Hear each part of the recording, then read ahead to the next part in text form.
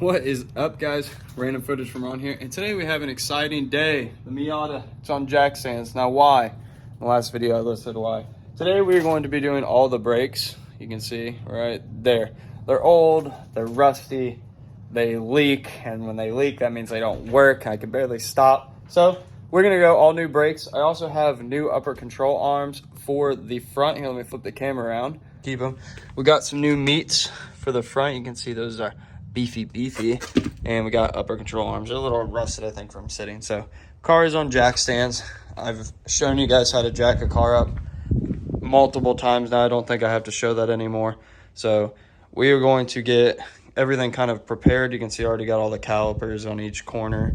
We got to get all the disc out, and I also have the pads in my car. So we're going to get everything kind of prepped, and then we'll start going on the steps. We'll probably do one side of the front with the upper control arm, and then one side of the rear, just as a complete before and after. And then I'll go over the order on how to, like, you know, flush the brakes or however you do that. And, you know, I don't think I'll really show that process, but we'll just show the order. So I actually have a guest coming. I don't know if he is close yet or not. It's my little brother, who I guess would also be my friend's, or my little brother's friend, who would also be my friend. He's way down here, a super tech.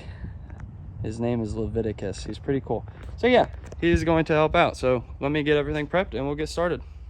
Okay, so we are on the front, and it's pretty simple. To get this caliper off so we can remove everything else is a 12 millimeter for the brake line. Be careful, there's going to be fluid that comes out of it.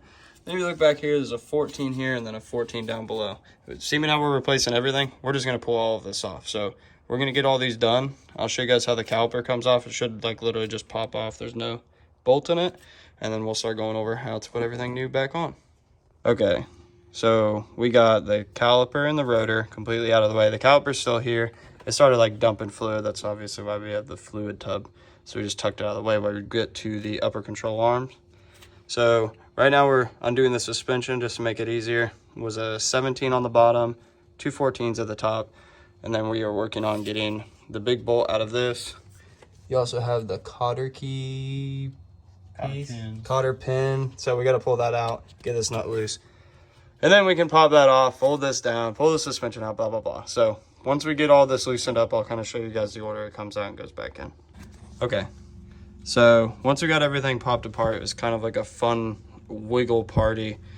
We pushed down on this. That ended up freeing up the bottom of the suspension, which then as that freed, it allowed the lower control arm to fall out. The giant bolt that goes across the back is a 21 on each side. Once you get this side loose, and you basically feed the bolt all the way up into the body. You do have to take off this 12 millimeter bolt for the arm, or whatever this piece is called. I'm not a parts guy, I'm just a parts changer. So you take that out and the bolt will come out, and then you can get everything out of the way. So right now, as you can see, everything is off, it's free. This is flimsy like my little brother, Jonathan. You stopped it, didn't you? Nope. So now we're gonna slowly start putting everything back together. Once it's back together, I'll show you guys the finished suspension components, and then I'll go over putting the brake stuff back on. All right, see y'all in a few. Okay, so now all of the suspension is bolted back up. We just gotta tighten that up and put the lock key thing back in it, but we just wanted to show you what the finished product looks like. So basically the next thing is we're gonna grab a brand new rotor, and we're gonna put it on here. Obviously you wanna clean the rotor with brake spark cleaner, right? So that way you're not greasing your brake pads, so that way it'll actually grip. So we're gonna get this finish, we're gonna get the rotor put on, and as we're putting the caliper on, I'll just kind of show that. Plus we actually have to put the caliper together, so we will also be showing how to put the caliper together. So I'll check back in a minute with that. Okay, so everything is bolted on. So now we are gonna basically take the rotor, and we're gonna just slide it on. Some people bolt them on, or they'll like screw them on. We're not gonna worry about that. We're just gonna put this on, and then we're going to take the caliper, slide it over, and use our two, I think they were 12 millimeter or 14 millimeter bolts, and we're gonna tighten that in, and that'll kind of help hold the rotor and everything in place. And once we do that, I'll show you how to pop it open and put all the padding and stuff in it. So let's get this on, and I'll show you the next step. Okay, so we got all the new stuff on. It was pretty easy. All of these clips pretty much only go one way.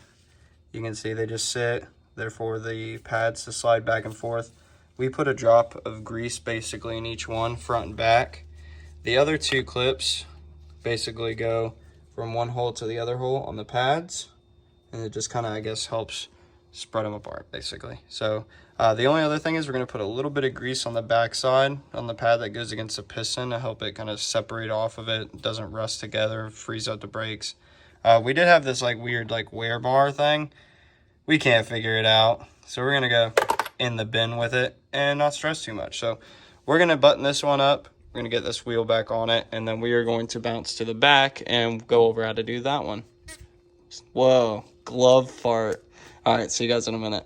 All right, so we're all done. Oh, there, focus up there. We're all done up there. Everything is freaking beautiful. And now we're back here to this dingy, dungy, lemon spongy, you know what I'm saying? We got the spacer, so obviously in order to do anything, we got to get the spacer off. So on yours, you shouldn't have this. If you do, you should be more than capable of taking this off. So I'm going to get that off, and then I'll start collecting the sizes and go over what you need to pull the caliper out of the way, and then how to get the rotor off, and a trick to get it off that they actually put on there to make it easy. So be back in a second. So it's going to take two 14mm bolts to get this off. As you can also see, this is obviously where I'm having the leak problem. How much does so that's why I keep losing my fluid and pressure. So we're going to take the caliper off and just kind of set it out of the way, and I'll show you guys how to get a stuck rotor off after that. Okay, so that's off, tucked out of the way. And we have a magic bolt here. I don't know what it is. Nobody does. But if you have a drawer of bolts in your house or your garage, you're gonna have one probably. So basically you get one that'll screw into the hole onto your rotor, because you can see it won't go anywhere. We've already hammered it, it's not gonna go. We know we're not gonna waste too much time. So you put that on there. Mine in this case is a 13, and you can see popped it right off. So pop the bolt out. Magic. And then, sorry, it's hard to do this one-handed and film, but it's free. It comes right off. So there's a cool little magic trick for you. So I'm going to do the exact opposite with the new stuff. I'm going to put the new rotor on, and then I'm going to put the new caliper on without any of the hardware and mount it up just so it'll hold this on. So I'll check back and show you that and show you what to do next. Okay, so we got all the new stuff mounted. It looks really pretty. We just took the cable off the old brake caliper. Basically, you have to loosen up these two 14 wrenches away from, or nuts, whatever, away from each other, and that loosens it off the bracket. We're going to put it on last because when we did it the first time, we couldn't move this at all because the cable was binding us up. And then the line is still on it until we're done. We're going to go ahead and get this, or we're going to actually put the line on it now, which is basically a 12mm. And then put new crush washers on each side, and it goes in the back of that, which is right there, and it has a little thing to help align it. So we're going to do that now, and then I'll show you guys how to assemble the brake pads and set up in there. Okay, so basically you have clips on it. They're also pretty self-explanatory. Clip on, you put the pads on both sides, a little bit of grease where they rub, a little bit of grease where the piston touches on the back. Now on these, you may find when you're trying to put this on, it's too tight. Like, oh no, I cannot get it off the pads. I can't get it on the pads. There's a random bolt back here. Let me see if I can. So there's a hole right there. Basically, you take out that tiny little bolt, and it's a 4mm hex key. And you loosen that, and that's what pulls the piston out. We also still have to put the cable on. Again, it's pretty easy. Bracket.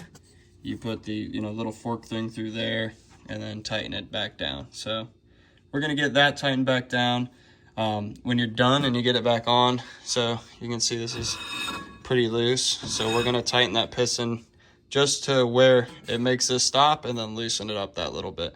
Do I know if that's right? No. Am I gonna do it like that? Well, yeah, because that's the best it seems. So we're gonna get that on. This is pretty much close to the finished product. I'll show you guys at the end, and then I'll tell you guys about how we're going to do the brake bleed and kind of give you a glimpse of that as well. Okay, so we're done, all four corners. And now we're going to start bleeding, which basically we're going to start on this corner and just work in a counterclockwise circle around the car, getting close to where the brake fluid reservoir is. Now this, I'm not exactly sure. Some people count different amounts of pumps. Some people do it by feel. you know, maybe look up your own techniques, look up the proper technique. I luckily have a good technician here. He's a professional brake bleeder. That's all he does all day long. And then we got Jonathan, who will just like say, pump, stop pumping, pump, stop pumping. Yeah. So, and there's also like a little release valve on here. So we're going to get these bled. We're going to get the car back on the ground. Probably not going to drive tonight. One, it's a straight piped open header death cart. We don't need to piss off my old neighborhood. And there's a bunch of vehicles in the way. So we're going to get this finished. We're going to put it back on the ground. I want to just appreciate all of y'all and say thank you to all of y'all for watching my videos. You know, remember, leave a like, comment, subscribe if you enjoy. And this is just one of the many projects we're going to do to this car. If you have any questions, leave them down below, and I'll help you out the best I can. Peace.